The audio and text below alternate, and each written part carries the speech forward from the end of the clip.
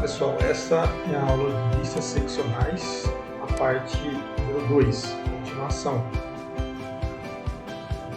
Bom, nós estamos falando aqui sobre a indicação do plano de corte. Então, nós temos aqui essa peça e nessa peça foi feito um corte longitudinal, vertical, como a gente pode ver. Após esse corte, nós obtivemos esse modelo seccionado. Então, nesse caso, a vista frontal ela é representada em corte, tá? Dessa forma que está aqui. Por quê? Porque o observador imaginou o corte vendo o modelo de frente. Então, ele está vendo o modelo de frente, ok? Agora, nós precisamos entender como é que esse corte ele é gerado no 2D, como que nós analisaremos as outras vistas em parceria com a vista principal de corte. Então, se a gente observar a vista superior, ela está aqui embaixo, e a vista lateral esquerda, tá? Elas não devem representar o corte, porque o observador não as imaginou atingidas pelo plano de corte. O que ele quer dizer aqui é que essas vistas não são nessas vistas que nós vamos observar o corte. Nessas vistas nós vamos indicar que foi realizado um corte, está indicado através de um plano de corte, a gente pode ver aqui por essa linha, né? E essa marcação aqui, só que o corte não é representado nas vistas, né? Aqui só está indicado onde foi feito o corte. O corte é representado nessa vista frontal. Então o observador fez um corte e retirou parte da peça, tá observando a peça de baixo para cima, o que ele vai ver é essa parte da peça aqui. Se ele fez um corte, tá? Nessa linha, nesse plano, e está observando a peça da direita para a esquerda, então o que ele vai observar no corte é aqui, certo? Então é dessa forma que a gente vai entender as vistas de uma peça, de um objeto. Então, sob a vista representada em corte, essa daqui, tá? No caso, ela será para nós a vista frontal. Ela sempre é indicada o nome do corte feito embaixo. Então, corte A, né? No caso, poderia ser A', tá? Então, tem essa peça, eu poderia fazer o corte observando por essa vista, né? Fazer o corte aqui em cima desse furo, por exemplo, e aí eu obteria essa mesma visualização. Ou poderia observar de cima a peça, fazer o corte em relação à vista superior, né? Eu teria o mesmo corte aqui, estaria vendo, por exemplo, esse furo, que é correspondente a essa parte, esse furo, que é correspondente a essa parte, e esse furo, que seria essa parte quadrada, né? Que é correspondente a essa parte. Então, na vista superior, como a gente está vendo aqui nessa vista, né, superior, ela é atravessada por uma linha traço ponto e estreita.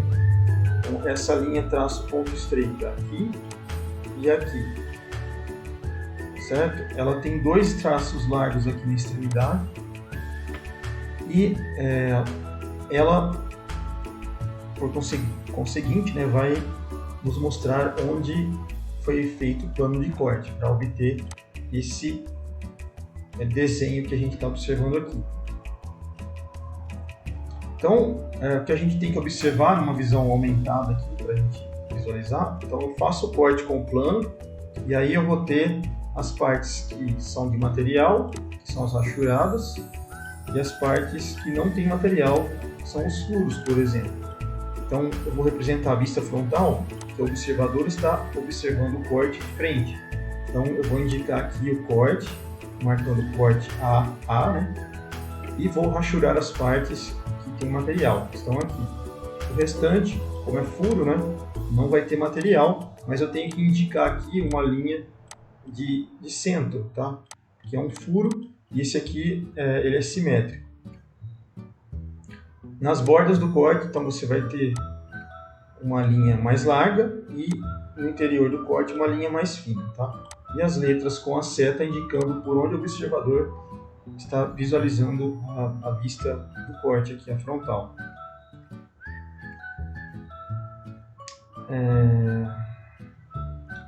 Então a ABNT que vai determinar o uso dessas letras maiúsculas repetidas, né, que vão designar o corte para a gente. Então, segundo a ABNT, sempre que a representação do corte for clara, não há necessidade de indicar o plano de corte em outra vista, tá? Bom, vamos imaginar agora um corte na vista superior.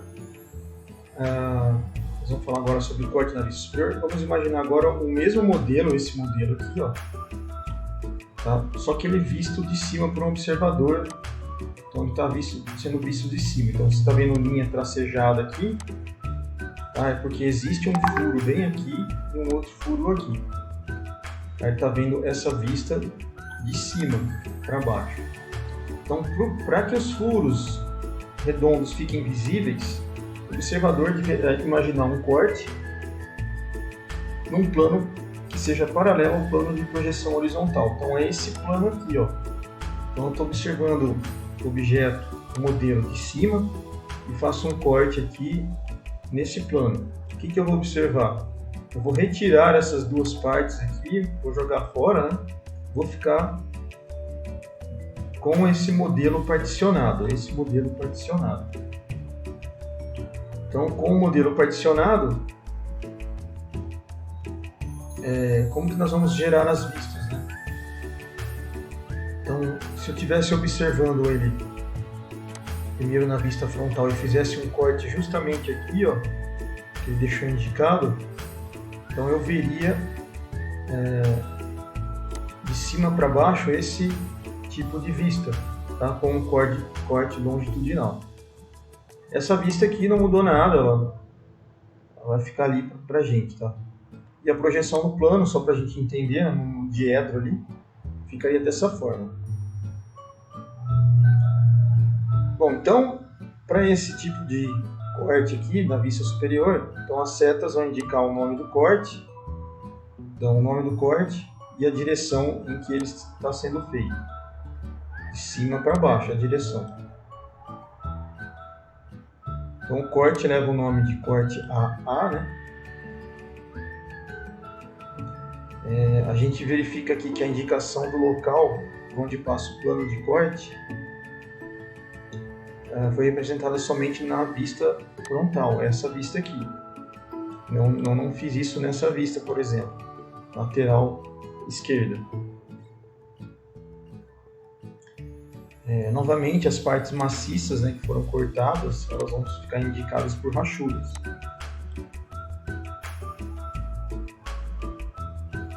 E a indicação do plano de corte coincide com a linha de centro dos furos redondos para esse caso, tá?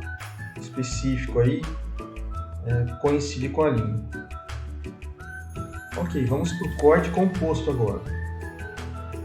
Então, certos tipos de peças, objetos, como esses representados abaixo, eles têm alguns elementos fora de alinhamento. Então, por exemplo, aqui, ó, você vê que esse furo está alinhado com esse, mas esse outro furo não está alinhado com esses dois. Esses furos aqui, eles estão alinhados, mas não estão alinhados com esse. Mesma coisa, esse furo não está alinhado com esse, nem com esse rasgo aqui. Então, para que a gente possa trabalhar de uma maneira mais fácil, né, a gente utiliza o chamado corte composto, ou corte em desvio. Como que funciona? Então, imaginemos aqui o nosso modelo, tá? E ele foi cortado por um plano de corte. Esse plano de corte ele é longitudinal, ele corta a peça longitudinalmente, de uma forma vertical, e ele vai atravessar o furo esse furo regular, o primeiro furo aqui. Tá? Então, como que a gente ficaria com uma representação gráfica? Só com o que foi cortado, né? Então, eu vou ter material aqui, ó, está representado por rachura. Depois teria o furo, que está aqui, e a outra parte do material, aqui também. Então, nesse objeto fica claro mostrar aqui que está faltando dados, né? A gente não vê outros furos não fazem parte do desenho. Eu só particularizei uma parte do desenho, as outras estão faltando. Então a gente observa que o plano ele deixou visível algum furo, um furo no caso esse principal, e outros não. Então esses outros não são observados.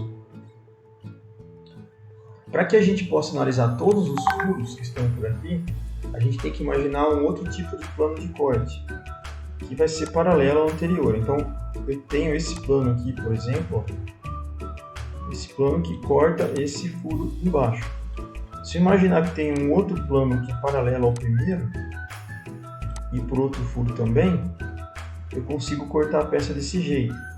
Então, você imagina que o plano vem andando aqui, ele desce um pouco, daí ele corta para cá, sobe, volta cortando. Então, o plano de corte ele vai dançando em cima da peça, do modelo, tá? Então a gente vai ter esse tipo de corte conforme a gente está vendo aqui, ó. Certo? Fazendo isso, todas as partes da peça com furo, eu consigo visualizar na vista frontal em corte. Então todas as peças, ó, esse primeiro furo que está aqui, esse furo maior que está aqui e esse furo à direita que está aqui. Então esse corte para a gente é o corte composto ou em desvio, né? É por isso que ele chama em desvio, ele desvia até encontrar os outros objetos do seu modelo. Então, características do corte composto, né? Ele torna possível analisar todos os elementos internos do modelo da sua peça ao mesmo tempo. Então eu consigo representar numa única vista, por exemplo, essa vista aqui, todos os elementos que são diferentes da peça. Então se eu observar essa vista aqui superior, né, ela está em corte. Ó. Fiz um corte aqui, subi, cortei, desci, cortei. Então eu estou vendo todos os furos que o modelo possui, né?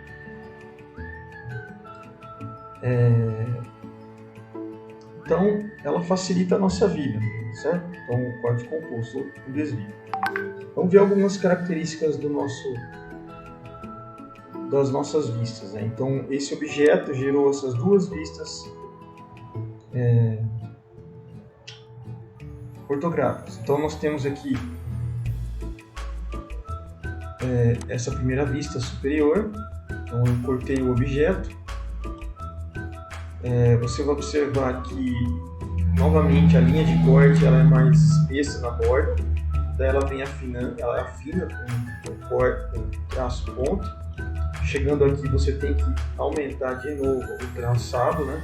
É mais grossa essa linha, aí afina de novo, aqui engrossa, faz o desvio, volta a cortar, mesma coisa, ó, mais grossa aqui, mais grossa aqui, mais grossa aqui. Então, os traços mais grossos sempre vão indicar mudança do plano de corte. A seta, novamente, né, vai indicar que direção que o observador imaginou o corte. E o nome do corte é indicado por duas letras maiúsculas, conforme a gente está vendo aqui, A e A. Agora, essa aqui é uma outra peça, a gente vai observar um outro modelo, que também tem elementos internos não alinhados, né? Então você vê aqui, ó, um furo e um outro furo, eles não estão alinhados, então tem um desvio. Então como que isso ficaria, né? Olhando a peça da vista superior, por exemplo, aqui, eu vou ter o corte, corto esse primeiro furo, faço um desvio e corto aqui. Esse desvio poderia ser um pouco mais para frente, se você quisesse, não precisa ser exatamente aqui, né? Porque aqui tem bastante material, você pode fazer esse corte aqui.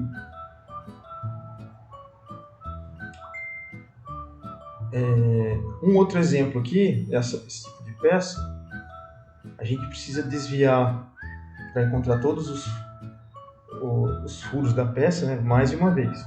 Aqui nós temos um furo passante, aqui nós temos um furo rebaixado e aqui um raso, tá, que é arredondado.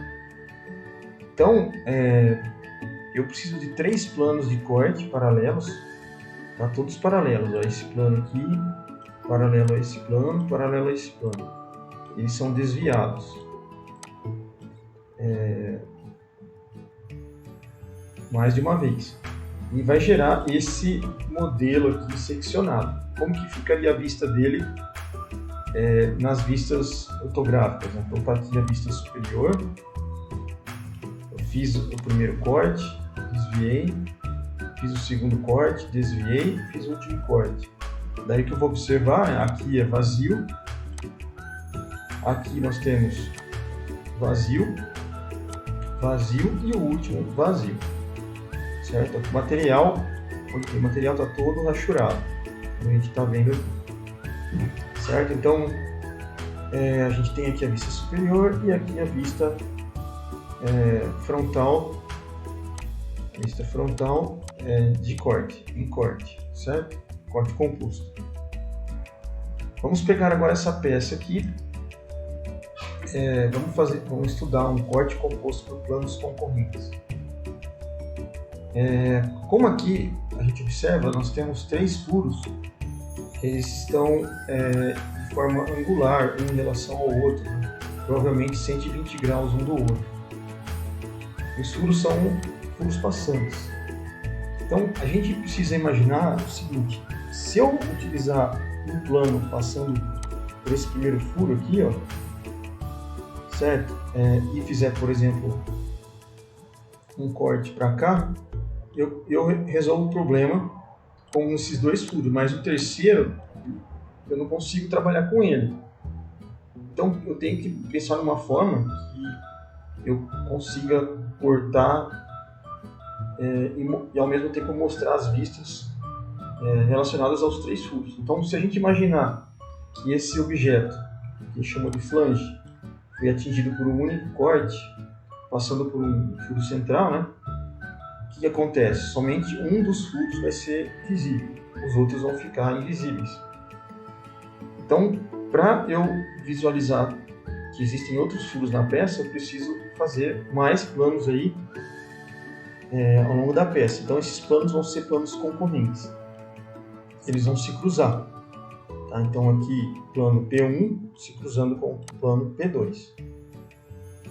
Então, daqui para cá, ó, da esquerda para a direita, fiz o cruzamento, cortei. Daí eu faço a abertura aqui, eu faço o giro, né, desse plano, depois que eu cortei. E aí eu consigo representar esse objeto, que ele tem 3 furos de uma certa distância entre eles, num único plano. Então, observa o objeto visto de cima, faz o corte para um furo, corta o outro objeto aqui, no caso esse furo, indica a colocação dos cortes, né, nessa parte e nessa. E para um dos cortes que eu fiz, eu imagino que ele faz um giro aqui. Então, esse corte não ficaria aqui, tá? No imaginário, ele ficaria no nosso plano horizontal. Só que quando ele fica no plano horizontal, ele fica dessa forma. Então, o que você tem aqui, ó, seria uma peça que tem esse furo aqui, está escrito, e o outro lado, né, seria esse furo aqui. Só que, como a gente pode ver nessa vista superior, existem 3 furos, tá? Então, com essas 2 vistas juntas, eu consigo entender que a peça é desse formato.